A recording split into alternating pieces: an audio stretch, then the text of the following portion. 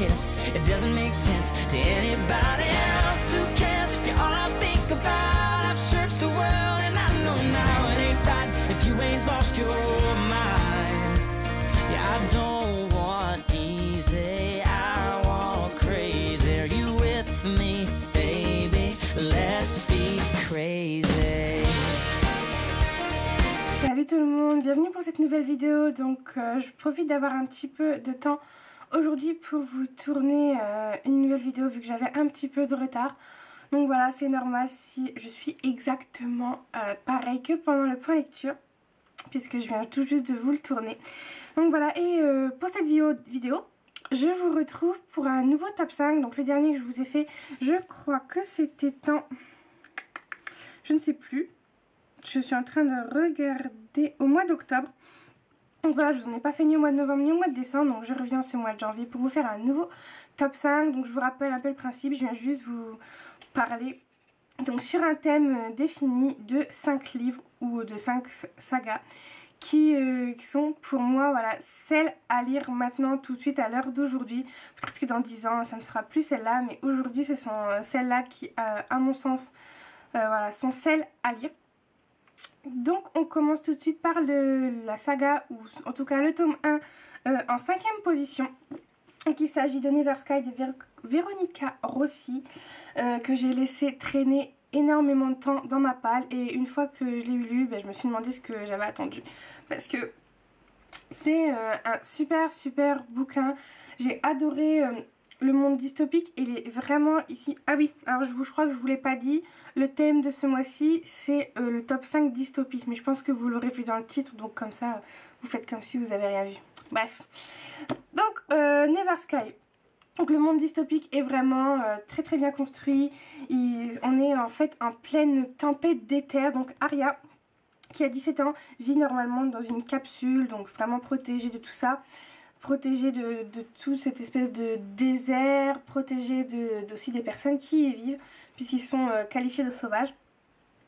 Et malencontreusement, Arya va se retrouver en plein milieu de cette tempête d'éther avec ces sauvages, comme on dit, qui en fait n'en sont pas. Et voilà, il y a aussi une intrigue. Donc elle va rencontrer Perry, donc qui fait lui partie de ces sauvages, je pense que vous l'aurez compris. Et donc voilà, va s'en suivre un tas d'aventures. Il y a aussi il y a 2 intrigues dans ce livre. Il y a une intrigue qui est plus concentrée sur Arya parce que sa mère a disparu, donc plus centrée sur ça. Et aussi une intrigue plus centrée sur Perry, puisque là c'est son neveu. C'est son neveu, donc le fils de son frère qui a disparu, et Perry étant très proche de lui, il le recherche à tout prix. Ils vont s'allier tous les deux, et voilà, ça va donner des moments très drôles parce que forcément elle le prend pour un sauvage et il la prend pour je ne sais plus pourquoi, mais bon voilà, leurs mondes sont vraiment l'un contre l'autre. Ils n'étaient censés jamais se rencontrer. Donc voilà, le tome 2 donc, qui s'appelle Everdark, si je me trompe pas, est sorti il n'y a pas très longtemps, toujours chez Nathan, mais je l'ai toujours pas lu. Mais voilà, j'ai hâte de le découvrir, mais je vous conseille en tout cas Never Sky pour le moment. Voilà, donc ça c'était la 5e position. En 4e position, on retrouve Sentiment 26, donc de Gemma Valley, que j'ai beaucoup aimé aussi. Je vous en avais parlé lors d'un point lecture. J'aime beaucoup les dystopiques de Gemma Valley. J'ai hésité entre La Déclaration, donc qui est sa première saga, et Sentiment 26, donc qui est la 2e. Mais j'ai choisi Sentiment 26 parce que j'ai quand même... Enfin, je sais pas, il y a un petit truc qui a fait pencher mon cœur. Voilà, j'aime vraiment beaucoup le monde dystopique dans Sentiment 26. Ce système de... comment ils appellent ça ? D'espèces d'étiquettes en fait. Enfin, les habitants subissent une lobotomie et après ils sont rangés dans des cases. Enfin, on le voit souvent dans les dystopies, comme par exemple avec Hunger Games, que je vous présenterai pas dans Stop parce que forcément ça coule de source, mais où il y a voilà les districts, et bien là ils vivent tous ensemble mais ils sont vraiment rangés dans des cases, donc de A qui sont les meilleurs jusqu'au E, si je ne me trompe pas. Oui, je crois que... non, jusqu'au D, pardon. Enfin, je crois qu'il y a E, bref. Et Et voilà, donc dans ce livre, on suit Evie, donc qui a 16 ans et qui va commencer à se rebeller contre ce système.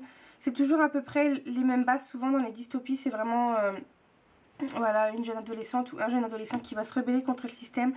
Mais voilà, après, ça part vraiment dans ça part vraiment dans chaque sens pour chaque dystopie. Et là, j'ai vraiment beaucoup aimé.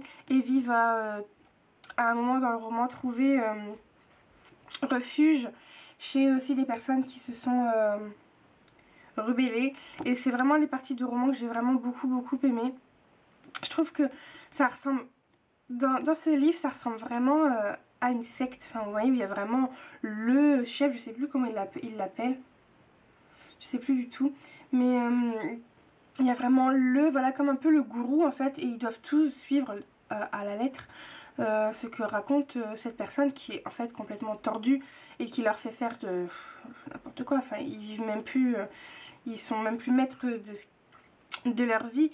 Donc voilà pour Sentiment de 26 que je vous conseille vraiment beaucoup, que j'ai vraiment beaucoup aimé. Et non, je pense qu'il va y avoir une suite parce que de toute façon ça ne peut pas se terminer comme ça. Mais je crois que c'est une trilogie. Je sais pas où j'avais lu ça, mais je crois que c'est aussi une trilogie. Donc voilà pour le 4e livre. En 3e position, on retrouve Birthmarked, donc de Kara M. O'Brien. Donc voilà le tome 1, Rebelle. Je vous en ai déjà parlé plusieurs fois, je vous en ai reparlé dans mon top coup de cœur de l'année 2013. Donc je vais pas m'étendre, mais voilà, Birthmarked, c'est une super dystopie. Là on se retrouve aussi dans un monde, mais limite moyenâgeux. Parce qu'en fait, on a un côté, un monde qui pourrait très bien être le nôtre, puisque donc qui s'appelle l'enclave, puisqu'ils ont l'électricité, le courant, les ordinateurs, même des technologies qu'ici on n'a pas. Enfin, pas encore, en tout cas, quand la télé s'affichera dans un peu comme des robots, vous savez, dans nos yeux, on en reparlera. Mais voilà, donc il y a vraiment ce côté très technologique, très actuel d'un côté dans l'enclave, et de l'autre côté de ce mur, donc de l'autre côté de l'enclave, il y a ces villages dont fait partie Gaïa.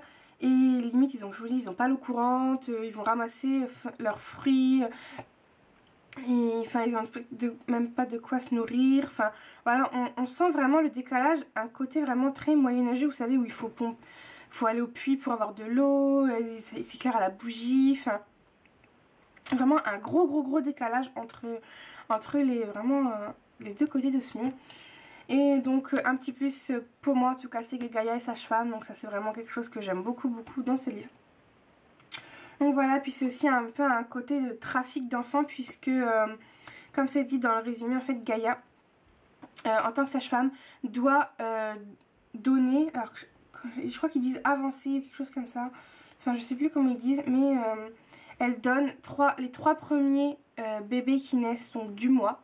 Si par exemple il y a 3 bébés qui naissent le 1er janvier ou le 2 janvier, et bien Gaïa doit les donner à l'enclave. Ils seront adoptés par une famille riche. Alors au début on trouve ça horrible, puis après au final on se dit oui, mais le bébé il finirait par vivre un peu dans la misère comme ses parents. Donc au final peut-être qu'il est pas, est-ce qu'il est pas mieux avec ses parents riches, et du coup il va être haut placé dans la société et blablabla. Et en fait on change d'avis tout le temps dans le roman, et c'est ça qui est bien aussi. Et au final on sait pas trop comment se placer, et on sait pas comment, Gaïa non plus, elle ne sait pas comment se placer. Donc voilà, mais je vous conseille vraiment Birthmarked, qui est un super bouquin. Désolée, j'ai eu un petit souci de batterie, donc je vais finir rapidement parce que il va bientôt falloir que j'aille en cours. Donc à la 2e place, on retrouve le tome 1 ou même la saga entière, donc le dernier jardin, donc là le tome 1 éphémère de Lorraine de Stefano, que j'aime beaucoup également, qui est en fait, en gros le pitch c'est que il n'y a plus de maladie, il n'y a plus de tout ça, sauf que grâce à ce gène qui fait que on ne tombe plus malade, et bien les jeunes femmes meurent à 20 ans et les jeunes hommes à 25 ans, donc il y a une espérance de vie très réduite. Et donc là on va suivre Rin, donc qui va être enlevée, puisque les jeunes filles sont enlevées pour la plupart, et mariées de force à de riches personnes. Donc là il s'agit de, je ne sais plus comment il s'appelle, de Linden, voilà. Et Rin va se retrouver mariée à lui.